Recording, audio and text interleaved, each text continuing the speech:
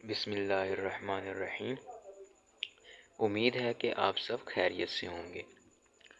जैसा कि आप सब जानते हैं कि हम 9th क्लास की केमिस्ट्री का यूनिट नंबर 1 डिस्कस कर रहे हैं और एलिमेंट के टॉपिक तक हम काफ़ी सारी बातें जो हैं उसको डिस्कस कर चुके हैं।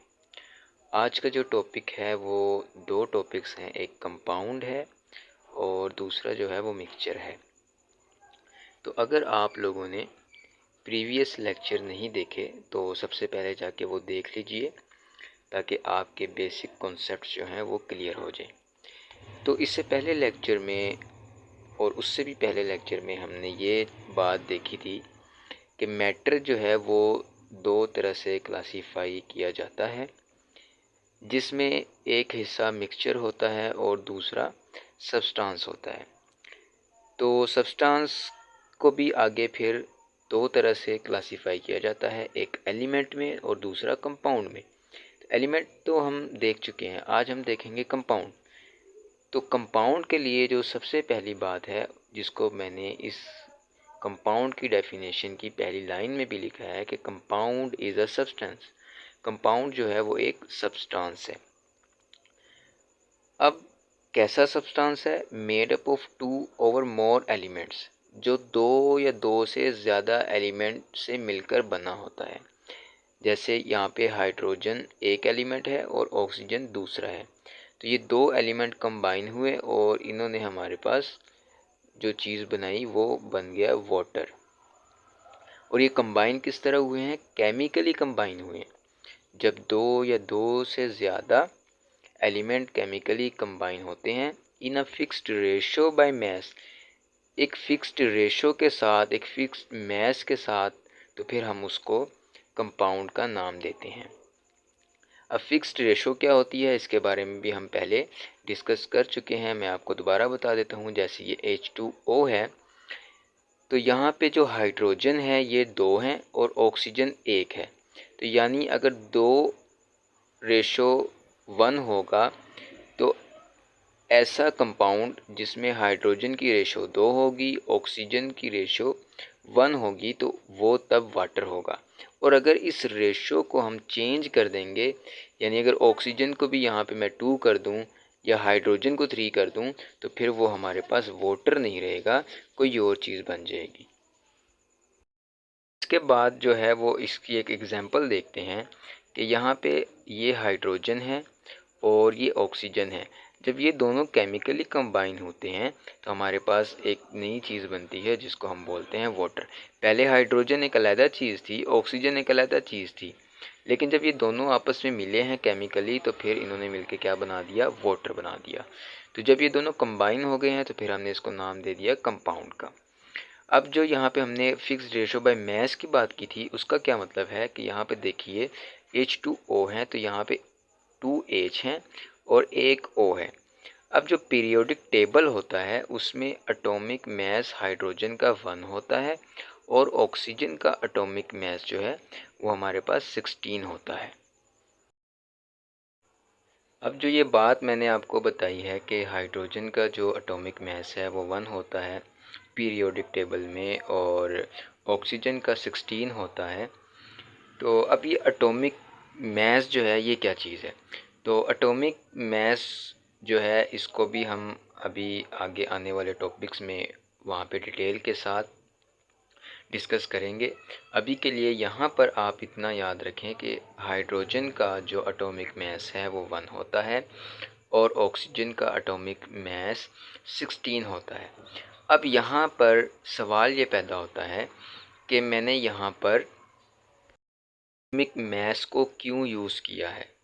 तो डेफिनेशन में अगर देखें तो मैंने लास्ट लाइन के अंदर ये बात लिखी है, in a fixed ratio by mass, यानी जब हमारे पास कोई कंपाउंड बनता है तो वो अपने मैस के लिहाज से भी और अपने रेशो के लिहाज से भी, इनके मैस के दरमियान जो रेशो होता है और उनके मोल्स के दरमियान जो रेशो होती है वो सेम होना चाहिए। तो अब यहाँ पर देखें, इसीलिए मैंने यहाँ पर एटॉमिक मैस को यूज़ किया है। तो 2 को जब 1 से मल्टीप्लाई करेंगे तो 2 ही आ जाएगा और यहाँ पर 16 आ जाएगा। अब जब 2 को 16 के ऊपर डिवाइड करेंगे तो 2 2s are 1 होता है और 2 8s are 16 होता है।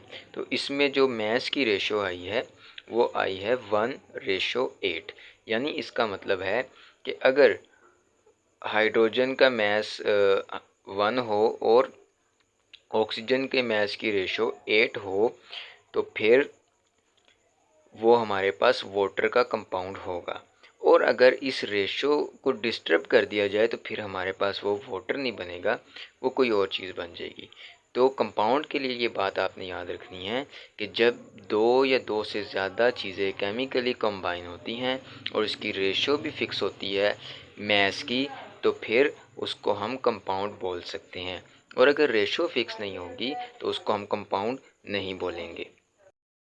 तरीके से अब हम एक और एग्जांपल देखेंगे कार्बन डाइऑक्साइड की। तो कार्बन डाइऑक्साइड दो चीज़ों से मिलकर बनती है। कार्बन डाइऑक्साइड हमारे पास होती है CO2 गैस, और ये गैस जो है ये हमारे पास दो चीज़ों को कंबाइन करने से बनती है, कार्बन को और ऑक्सीजन को। जब कंबाइन किया जाता है तो CO2 गैस बनती है। तो यहाँ पे देखें, कार्बन की जो रेशो है वो 1 है, ऑक्सीजन की 2 है। और बिल्कुल इसी तरह कार्बन का जो मैस होता है वो 12 एटॉमिक मैस इसका होता है और ऑक्सीजन का 16 होता है। अच्छा, ये मैंने यहाँ पर पॉजिटिव का निशान लगाया है, ये रेशो है और यहाँ पर O लिखना है। तो ऑक्सीजन जो है वो 16 होता है मेरे पास। तो जब इधर इस 16 के साथ 2 को मल्टीप्लाई करेंगे तो वो 32 हो जाएगा। और कार्बन का जो एटॉमिक मैस है वो 12 होता है। तो 1 को जब 12 के साथ मल्टीप्लाई करेंगे तो हमारे पास आएगा, जो रेशो आएगी वो 12:32 होगी। जब इन दोनों की कटिंग करेंगे तो ये आ जाएगा 3:8। 3:8 कैसे आई है? देखें, 12 और 32 जो है ये 4 के टेबल में कॉमन है। 4 के टेबल में जो 12 है वो 3 पे आता है और 32 8 पे आता है। तो इसकी रेशो जो है वो बनी है 3:8। अब अगर इस रेशो को डिस्टर्ब कर दिया जाए तो हमारे पास कार्बन डाइऑक्साइड नहीं बनेगी, बल्कि वो कोई और चीज़ बन जाएगी। अब आगे हम बात करते हैं कंपाउंड के टाइप्स की। तो कंपाउंड की दो किस्म की टाइप होती है, एक आयोनिक कंपाउंड होते हैं, यहाँ पे मैं लिख देता हूँ आयोनिक कंपाउंड, और दूसरा हमारे पास होता है कोवैलेंट कंपाउंड। अब आगे आने वाले चैप्टर्स में हम आयोनिक कंपाउंड्स और covalent compounds, ionic bond, covalent bond, इनके बारे में भी डिटेल के साथ पढ़ेंगे। यहाँ पर जो है वो मैं माइनर सा इसका कॉन्सेप्ट दूंगा कि आयोनिक कंपाउंड क्या होते हैं, कोवैलेंट कंपाउंड क्या होते हैं। आयनिक कंपाउंड वो होते हैं जिनमें आयंस बनते हैं। यानी अगर मेरे पास ये सोडियम है और इसके अंदर क्लोराइड को प्लस कर दिया जाए तो इसका जो कंपाउंड बनता है वो बनता है NaCl। तो Na के ऊपर चार्ज आता है पॉजिटिव और Cl के ऊपर चार्ज आता है नेगेटिव। ये जो पॉजिटिव और नेगेटिव चार्ज होते हैं इसको हम कहते हैं आयंस। नेगेटिव को हम एनाइन कहते हैं, पॉजिटिव को हम कैटाइन कहते हैं। तो ये हमारे पास होते हैं आयंस। आयंस के बारे में भी हम आगे पढ़ेंगे। तो जो जिन कंपाउंड के अंदर आयोनिक बॉन्ड बनता हो यानी आयंस बनते हो तो उसको हम आयोनिक कंपाउंड कहेंगे। अब ये आयंस कैसे बनते हैं इसके बारे में ना हम आगे डिस्कस करेंगे। अब दूसरी जो टाइप है वो इसकी है कोवैलेंट कंपाउंड। कोवैलेंट कंपाउंड में क्या होता है, यानी ऐसे कंपाउंड जिनके अंदर कोवैलेंट बॉन्ड बन रहा हो। बॉन्ड मतलब जो दोनों एलिमेंट के दरमियान जो ताल्लुक बन रहा है वो कैसा है। तो एक हमारे पास आयोनिक है यहाँ पर और एक कोवैलेंट है। तो जिनमें आयोनिक बॉन्ड बनेगा उसको हम कहेंगे आयोनिक कंपाउंड, जिनमें कोवैलेंट बॉन्ड बनेगा उसको हम बोलेंगे कोवैलेंट कंपाउंड। कोवैलेंट कंपाउंड की एग्जांपल जो है वो है CH4। और CH4 जो है उसका स्ट्रक्चर जो है हम कुछ इस तरह से बना सकते हैं। अब कोवैलेंट कंपाउंड में ये होता है कि एटम जो बॉन्ड बनाते हैं उसमें आयंस नहीं बनते, पॉजिटिव और नेगेटिव चार्ज नहीं बनते, बल्कि उसमें जो इलेक्ट्रॉन हैं उनकी म्यूचुअल शेयरिंग हो जाती है, जिस वजह से हम इनको कोवेलेंट कंपाउंड बॉन्ड कहते हैं, और कोवेलेंट बॉन्ड की वजह से हम इनको कोवेलेंट कंपाउंड कहते हैं।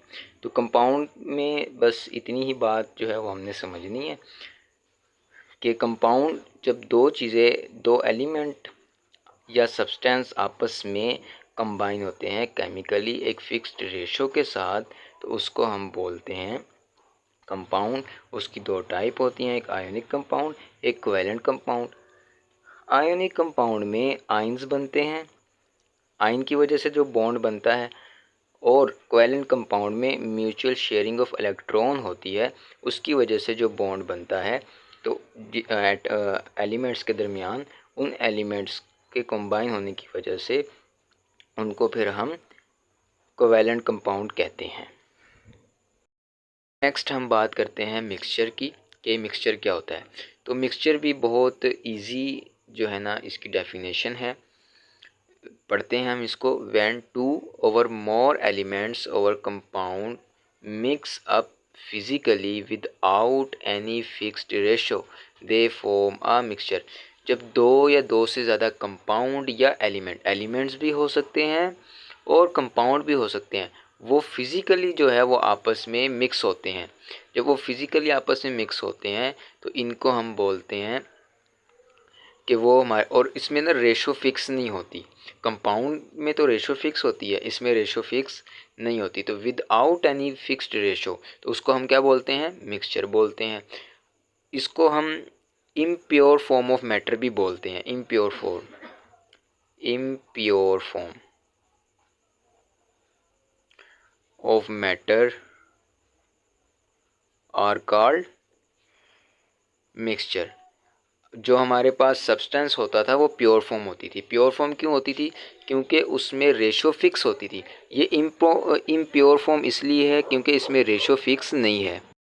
ये आगे मज़ीद एग्जांपल देखते हैं। जैसे एयर है, एयर कोई एक कंपाउंड नहीं है या कोई सब्सटेंस नहीं है, बल्कि एक मिक्सचर है जिसमें हमारे पास नाइट्रोजन भी मौजूद होती है, ऑक्सीजन होती है, कार्बन डाइऑक्साइड मौजूद होती है, नोबल गैसेस होती हैं, एंड वाटर के वेपर्स होते हैं। अब इसमें हम किसी की फ़िक्स रेशो नहीं बता सकते कि नाइट्रोजन की रेशो क्या है, ऑक्सीजन की क्या है, कार्बन डाइऑक्साइड की क्या है, या नोबल गैसेस की क्या है। इस वजह से हम इस चीज़ को फिर मिक्सचर का नाम दे देते हैं।